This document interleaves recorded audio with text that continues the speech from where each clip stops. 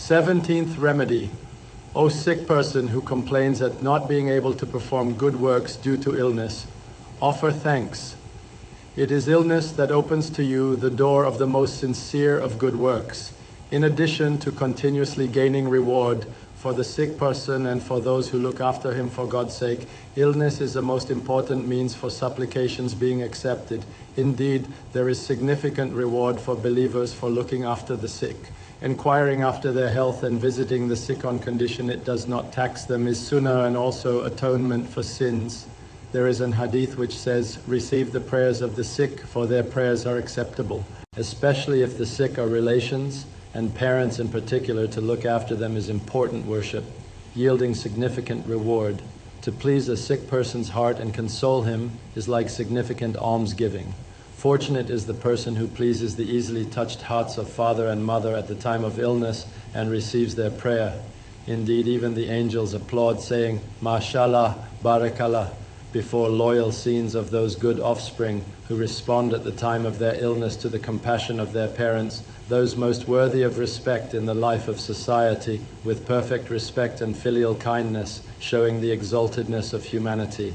Yes, there are pleasures at the time of illness which arise from the kindness, pity, and compassion of those around them, and are most pleasant and agreeable, and reduce the pains of illness to nothing. The acceptability of the prayers of the sick is an important matter.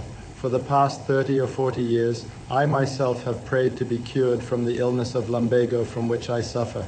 However, I understood that the illness had been given for prayer, since through prayer, prayer cannot be removed. That is, since prayer cannot remove itself, I understood that the results of prayer pertain to the hereafter, and that it is itself a sort of worship. For through illness one understands one's impotence and seeks refuge at the divine court.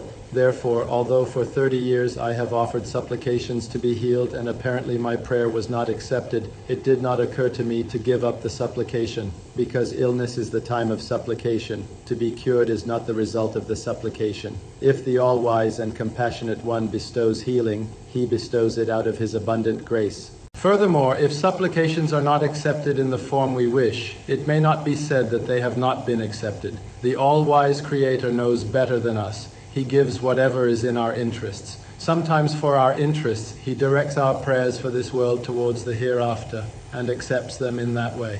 In any event, a supplication that acquires sincerity due to illness and arises from weakness, impotence, humility, and need in particular is very close to being acceptable. Illness is the means to supplication that is thus sincere. Both the sick who are religious and believers